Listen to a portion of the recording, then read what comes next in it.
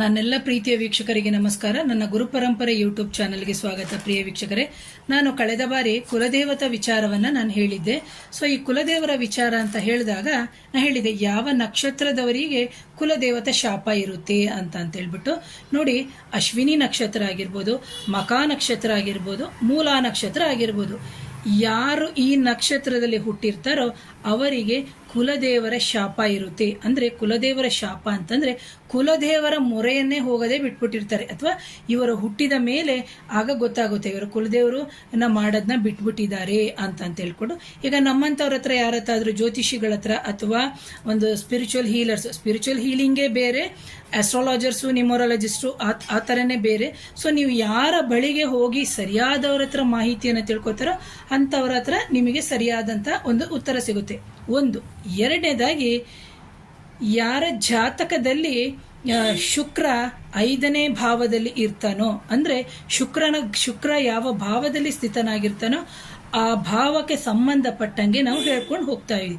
ಈಗ ಶುಕ್ರ, ಈಗ ಯಾವುದೋ ಒಂದು ಜಾತಕ ಬಂತು, ಆ ಜಾತಕದಲ್ಲಿ ಶುಕ್ರ 5ನೇ ಭಾವದಲ್ಲಿ ಇತ್ತು ಅಂತಂದ್ರೆ ಇವನು ಹಿಂದಿನ ಜನ್ಮದಲ್ಲೇ ಪೂರ್ವ ಜನ್ಮದಲ್ಲೇ ಇವನು ಕುಲದೇವರ ಆಶೀರ್ವಾದ ಇವನಿಗೆ ಇಲ್ಲ.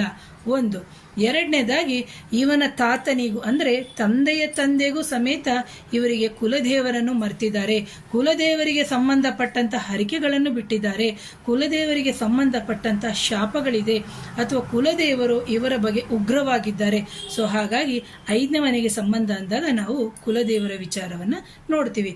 ಹಾಗೇನೆ 4ನೇ ಮನೆ ವಿಚಾರ ಅಂತ ನಾವು ನೋಡ್ತೀವಿ. ಅಂದ್ರೆ ಶುಕ್ರ ಬಂದು 4ನೇ ಮನೆಯಲ್ಲಿ ಇತ್ತು ಅಂತಂದಾಗ ನಾವು ನೋಡಬೇಕು. ಅಂದ್ರೆ ಒಂದು ಕುಲದೇವತ ಶಾಪ ಅಂತಂದಾಗ ಆಗ 4ನೇ ಮನೆಯಲ್ಲಿ ಇತ್ತು ಅಂತಂದ್ರೆ ಯಾವ ಜಾತಕ ಬರ್ತಾನೆ, ಯಾವ ವ್ಯಕ್ತಿ ಬರ್ತಾರೆ, ಅವರ ತಾಯಿಯ ಕಡೆಗೆ ಕುಲದೇವರಿಗೆ ಸಂಬಂಧಪಟ್ಟಂತಹ ಒಂದು ತೊಂದರೆಗಳಿದೆ.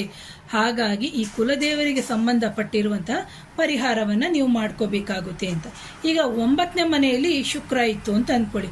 ಅಂತಹ ಸಂದರ್ಭದಲ್ಲಿ ನೀವೇನ್ ಮಾಡಬೇಕಾಗುತ್ತೆ ಅಂತಂದ್ರೆ ಆಗ ಈ ವ್ಯಕ್ತಿಯ ಜಾತಕನಿಗೆ, ಅಥವಾ ಒಂದು ಗಂಡಿನ ಜಾತಕನೇ ಆಗಲಿ ಅಥವಾ ಒಂದು ಹೆಣ್ಣಿನ ಜಾತಕನೇ ಆಗಲಿ, ಇದು ಬಂದು ಶುಕ್ರನಿಗೆ ಸಂಬಂಧಪಟ್ಟಿರುವಂತಹ 9ನೇ ಭಾವದಲ್ಲಿ ಶುಕ್ರ ಇತ್ತು ಅಂತಂದ್ರೆ ಆ ವ್ಯಕ್ತಿಯ ತಂದೆಗೇನೆ ಕುಲದೇವರನ್ನು ಮರ್ತಿದ್ದಾರೆ, ಕುಲದೇವರ ಒಂದು ಪೂಜೆ ಕಾರ್ಯಗಳನ್ನು ಅವರು ಸರಿಯಾಗಿ ಮಾಡ್ತಾ ಇಲ್ಲ, ಕುಲದೇವರಿಗೆ ಅವರು ಸರಿಯಾಗಿ ನಡ್ಕೋತಾ ಇಲ್ಲ, ಕುಲದೇವರಿಗೆ ಸಂಬಂಧಪಟ್ಟಂತಹ ದೋಷಗಳಿದೆ ಅಂತ ನಾವು ತಿಳ್ಕೋಬೇಕು.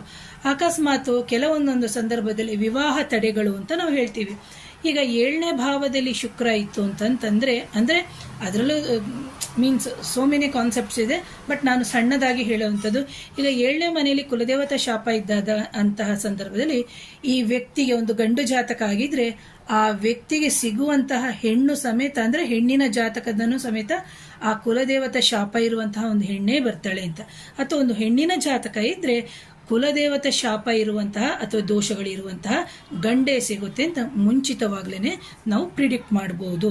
ಹಾಗೇನೇನೆ ಬಂದು ಲಗ್ನದಲ್ಲೇ ಮೀನ್ಸ್ ಅಸೆಂಡೆಂಟ್ ಅಥವಾ 12 ಭಾವಗಳು ಅಂತ ನಾವೇನು ಹೇಳ್ತೀವಿ, ಅದೇ ತರ ಲಗ್ನದಲ್ಲೇ ಕೂತ್ಕೊಂಡು 7ನೇ ಮನೆಯನ್ನು ನೋಡ್ತಾನೆ, 7ನೇ ಮನೆಯನ್ನು ಕೂತ್ಕೊಂಡು ಲಗ್ನವನ್ನು ನೋಡ್ತಾನೆ. ಸೊ ಹಾಗಾಗಿ ಈ ಶುಕ್ರನಿಗೆ ಸಂಬಂಧಪಟ್ಟಂಗೆ ಈ 3 ನಕ್ಷತ್ರಗಳನ್ನು ತಗೊಂಡಾಗ ನಾವು ನಮ್ಮ ಕುಲದೇವರ ಶಾಪ ಅಥವಾ ಕುಲದೇವರನ್ನ ನಾವು ಮರ್ತಿದೀವಿ, ಕುಲದೇವರನ್ನ ನಾವು ಮಾಡ್ತಾನೆ ಇಲ್ಲ ಅಂತ ಹೇಳ್ಬಿಟ್ಟು ಗೊತ್ತಾಗುತ್ತೆ. ಸೊ ಯಾರಿಗಾದ್ರೂ ಕುಲದೇವರ ವಿಚಾರವಾಗಿ ಇನ್ನೂ ಹೆಚ್ಚಿನ ಮಾಹಿತಿ, ಅದು ಕೆಲವರಿಗೆ ಗೊತ್ತೇ ಇರಲ್ಲ, ಕುಲದೇವ್ರನ್ನ ನಾವು ಹೇಗೆ ನಾವು ಮೀನ್ಸ್ ಪರಿಹಾರ ಮಾಡ್ಕೊಂಡು ಹೋಗ್ಬೇಕು, ಕುಲದೇವರಿಗೆ ಸಂಬಂಧಪಟ್ಟಂತಹ ಪೂಜೆಗಳನ್ನ ಹೇಗೆ ಮಾಡಬೇಕು, ಅಥವಾ ಕುಲದೇವರೇ ಗೊತ್ತೇ ಆಗ್ತಾ ಇಲ್ಲ ಅಂತಹ ಸಂದರ್ಭದಲ್ಲಿ ನಾವು ಪ್ರಶ್ನಾಶಾಸ್ತ್ರದಲ್ಲೂ ಹೋಗಿ ನೋಡ್ಕೋಬಹುದು, ಅಥವಾ ನಮ್ಮ ಜಾತಕದ ಕಾನ್ಸೆಪ್ಟ್ ಏನಿದೆ ಅದರಲ್ಲೂ ಸಮೇತ ನಾವು ನೋಡ್ಕೊಳ್ಳೋದ್ರಿಂದ ನಮ್ಮ ಕುಲದೇವರಿಗೆ ಸಂಬಂಧಪಟ್ಟಿರುವಂಥ ಹಲವಾರು ವಿಚಾರಗಳನ್ನು ತಿಳಿಯುತ್ತೆ. ಸೊ ನೀವು ಅದನ್ನ ತಿಳ್ಕೋಬೇಕು ಅಂತಂದಾಗ ನೀವು ಸರಿಯಾದ ಸೂಕ್ತ ವ್ಯಕ್ತಿಗಳನ್ನ ನೀವು ಆರಿಸ್ಕೊಂಡು ನಿಮ್ಮ ಸಮಸ್ಯೆಗಳನ್ನ ನೀವು ಬಗೆಹರಿಸ್ಕೋಬೇಕು ಅಂತ ಹೇಳ್ತೀನಿ. ಪ್ರೇಕ್ಷಕರೇ, ಯಾರಾದರೂ ಮೊದಲನೇ ಬಾರಿಗೆ ನನ್ನ ಚಾನಲ್ನ ನೋಡ್ತಿದ್ರೆ ದಯವಿಟ್ಟು ಚಾನಲ್ನ ಸಬ್ಸ್ಕ್ರೈಬ್ ಮಾಡಿ, ಲೈಕ್ ಮಾಡಿ, ಶೇರ್ ಮಾಡಿ, ಕಮೆಂಟ್ ಮಾಡಿ. So once again thank you.